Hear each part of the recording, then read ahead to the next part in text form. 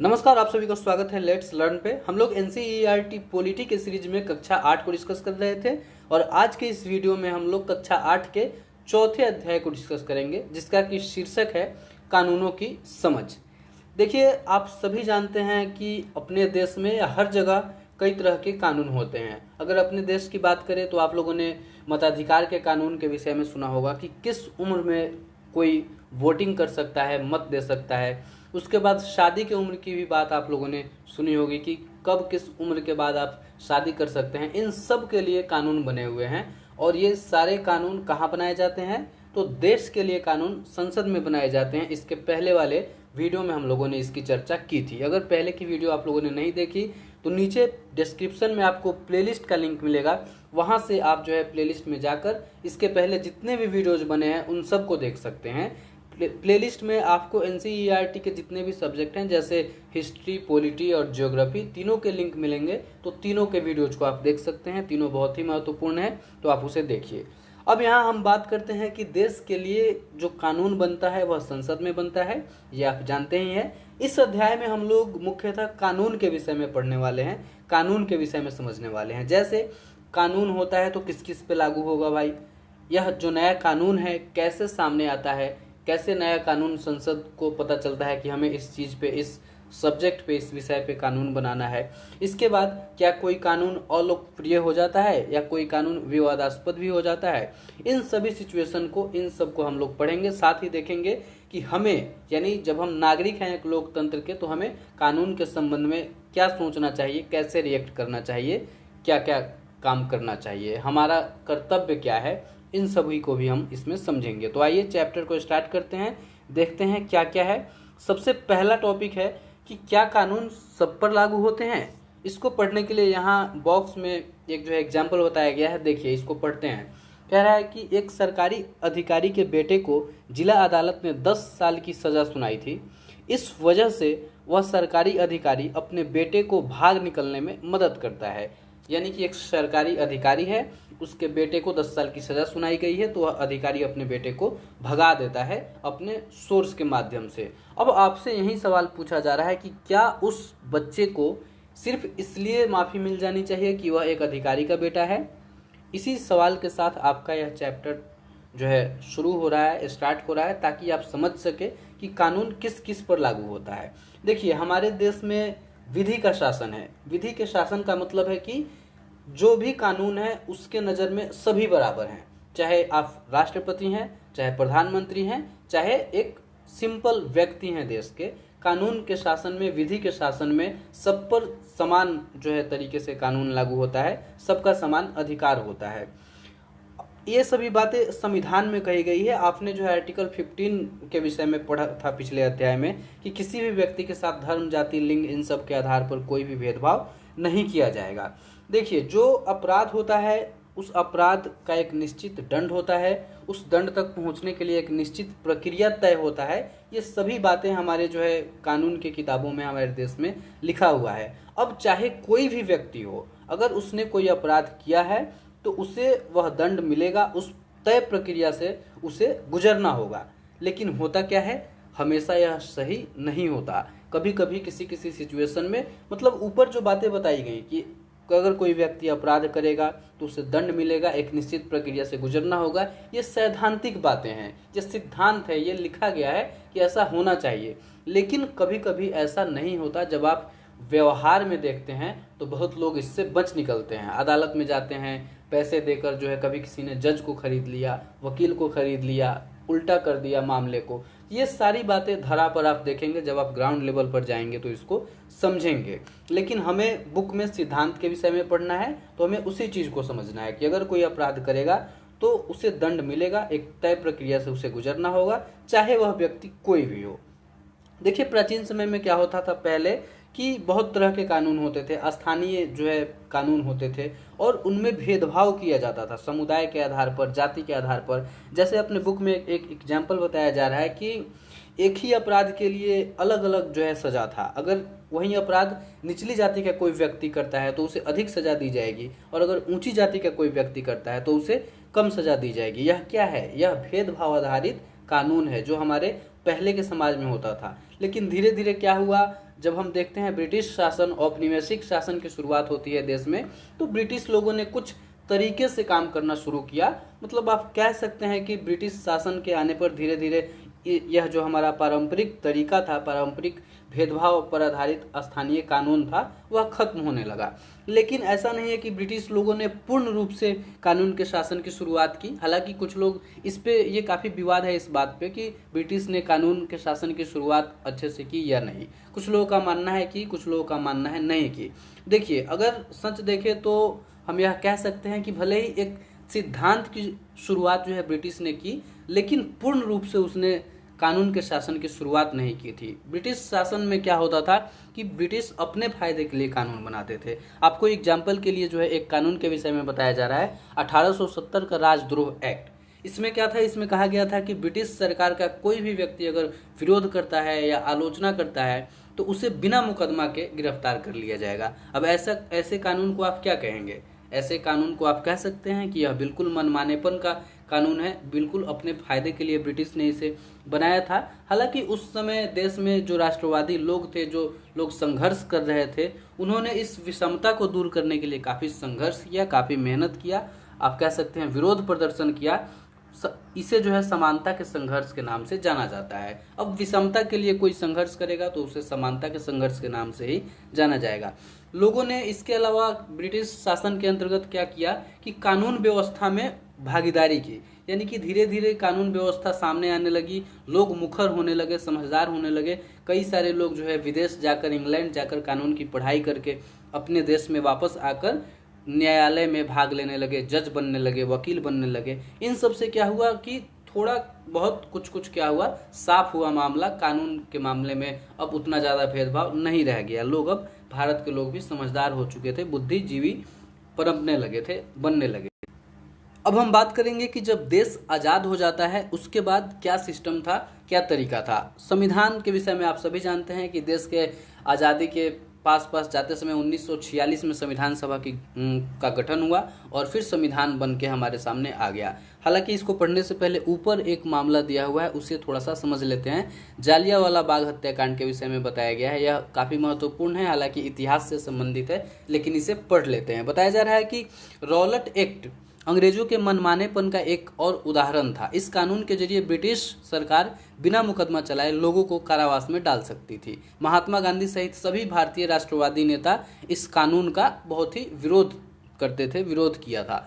भारतीय विरोध के बावजूद क्या हुआ कि 10 मार्च 1919 को रॉलेट एक्ट पूरी तरह से लागू हुआ। पंजाब में इस कानून का बहुत अधिक पैमाने पर विरोध हुआ। इसी क्रम में जो है 10 अप्रैल को क्या हुआ, डॉक्टर सत्यपाल और डॉक्टर सैफुद्दीन किचलू, इन दो लोगों को गिरफ्तार कर लिया गया। इनके गिरफ्तारी के विषय में बात करने के लिए 13 अप्रैल को अमृतसर के जालियांवाला बाग में एक सभा का आयोजन किया गया था।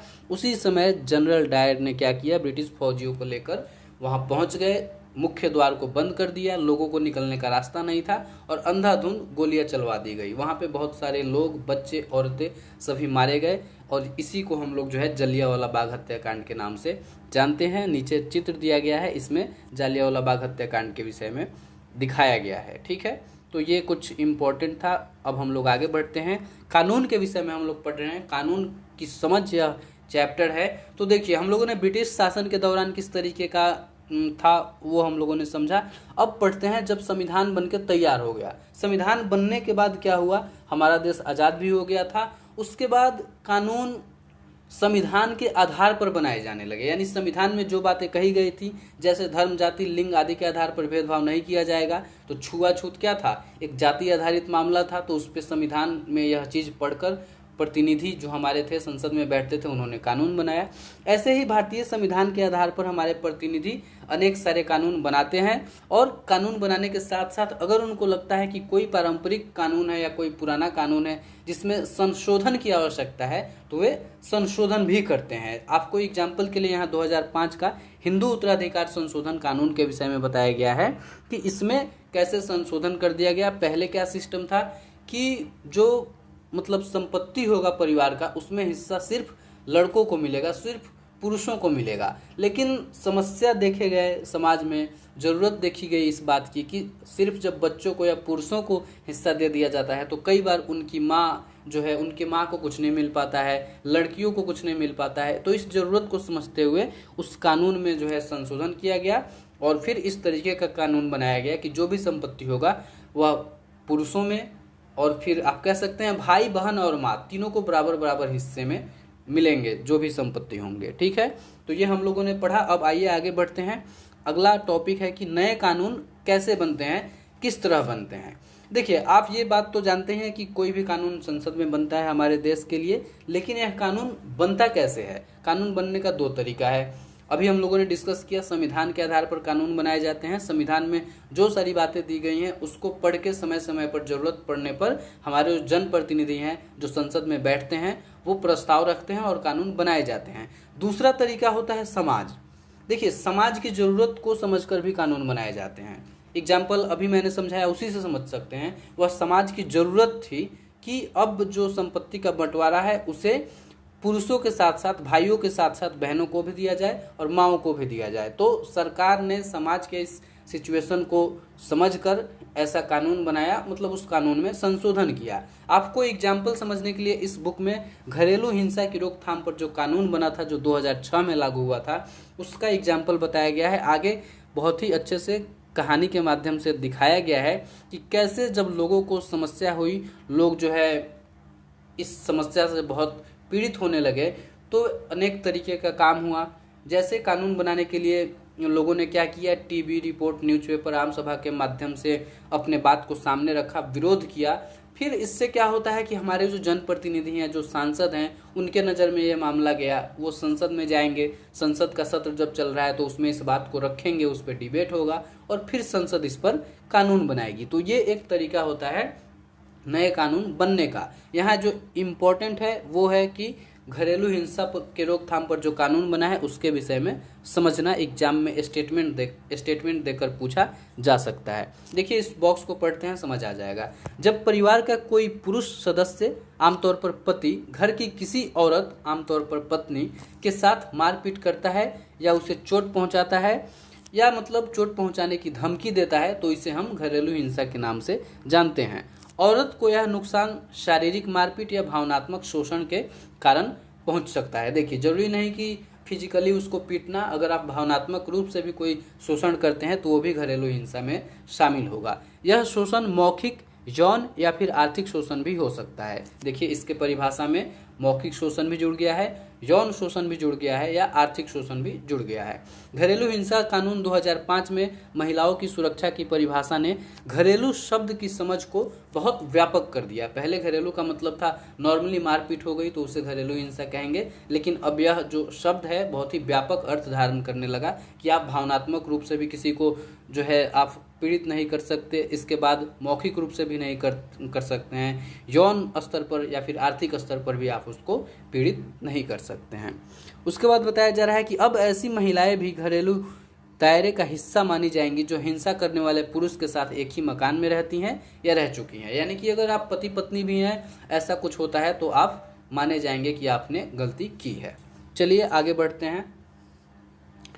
ये जो है पिक्चर वाले चीज़ को, ये कहानी है, इसे हम लोग छोड़ देंगे, बहुत इंपॉर्टेंट नहीं है। यहाँ एक बात बताई गई है कि 2006 में घरेलू हिंसा पर जो महिला सुरक्षा कानून बना वह लागू हुआ, तो इसे आप ध्यान रखिएगा। एग्जाम में हो सकता है ऐसा पूछ दे कि कब लागू हुआ घरेलू हिंसा कानून, तो 2006 में।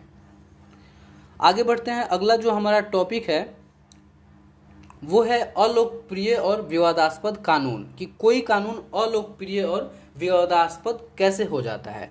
देखिए, कई बार क्या होता है कि संसद संविधान के आधार पर कोई कानून बना देता है, लेकिन जरूरी नहीं कि वह कानून लोगों को पसंद आए। लोगों को अगर वह कानून पसंद नहीं आएगा तो लोग उसका विरोध कर देंगे। विरोध करने का तरीका क्या होगा?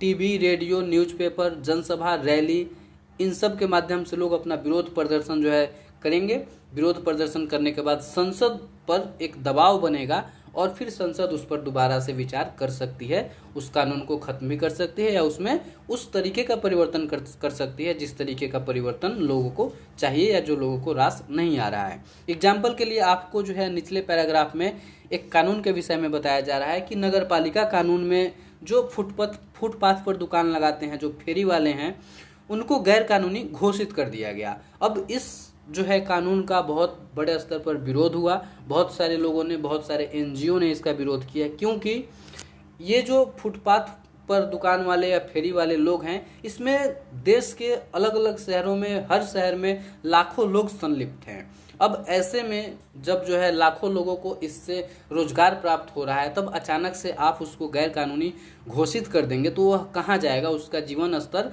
कैसे, उसका जीवन चलेगा। इस बात को ध्यान में रखते हुए लोगों ने इसका काफ़ी विरोध किया है। हालांकि यहाँ एक बात बताई जा रही है कि फुटपाथ पर जो दुकान लगते हैं, फेरी वाले चलते हैं, इससे समस्या तो है ही, फुटपाथ पर दुकान लगाने से लोग आसानी से चल नहीं सकते हैं, लेकिन कुछ ऐसा निदान किया जाए, कुछ ऐसा कानून बनाओ जिससे ये लाखों लोग हैं, इनका जीवन भी चलता रहे।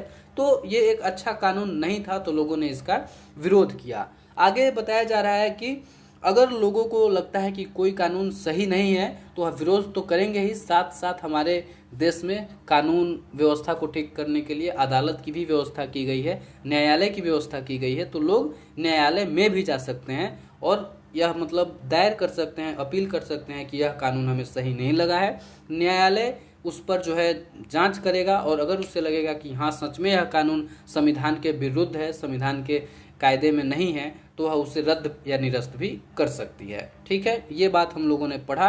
अब लास्ट में हम लोगों के लिए बताया जा रहा है कि हम लोकतंत्र के नागरिक हैं। हमारा कर्तव्य सिर्फ इतना नहीं है कि हम अपने प्रतिनिधि को चुन के संसद में या विधानसभा में भेज दें, इसके साथ साथ हमारा कर्तव्य यह भी है कि हम हमेशा यह ध्यान रखें कि हमारे प्रतिनिधि जिसको हमने चुनकर भेजा था वो कैसा कार्य कर रहा है, किस प्रकार का काम कर रहा है। अगर हम उस पर ध्यान नहीं देंगे तो वो प्रतिनिधि फिर अपने फायदे के हिसाब से काम कर सकते हैं। अगर हम जागरूक रहेंगे, हम ध्यान देते रहेंगे, तो जो हमारे जनप्रतिनिधि हैं कभी भी वह किसी चीज़ का दुरुपयोग नहीं करेंगे, गलत काम नहीं करेंगे। हम जागरूक कैसे रहते हैं?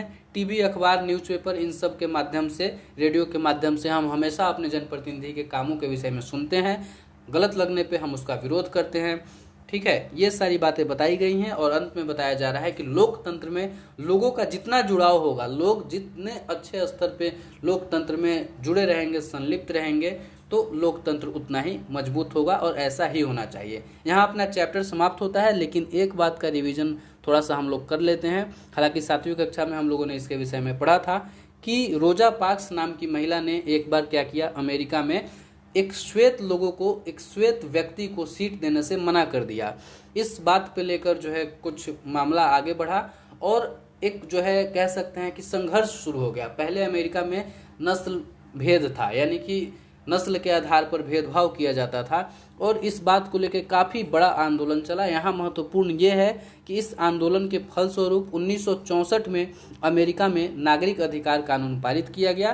तो इसे ही ध्यान रखना है कि अमेरिका में जो अश्वेत लोगों ने संघर्ष किया, आंदोलन किया, उसके फलस्वरूप 1964 में नागरिक अधिकार कानून पारित किया गया। एग्जाम में कई बार ये प्रश्न पूछा गया है, इसलिए मैं इसे स्पेशली हाईलाइट कर रहा हूँ। इस कानून के पारित होने के बाद क्या हुआ, कहा गया कि संयुक्त राज्य अमेरिका में नस्ल, धर्म या राष्ट्रीयता के आधार पर किसी के साथ भी कोई भेदभाव नहीं किया जाएगा। इसे आप ध्यान रखिएगा। तो फिलहाल के लिए धन्यवाद, मिलते हैं अगले वीडियो में। वीडियो अच्छी लगी हो तो लाइक कर दीजिए, शेयर कर दीजिएगा और नए हैं तो चैनल को सब्सक्राइब कर लीजिएगा।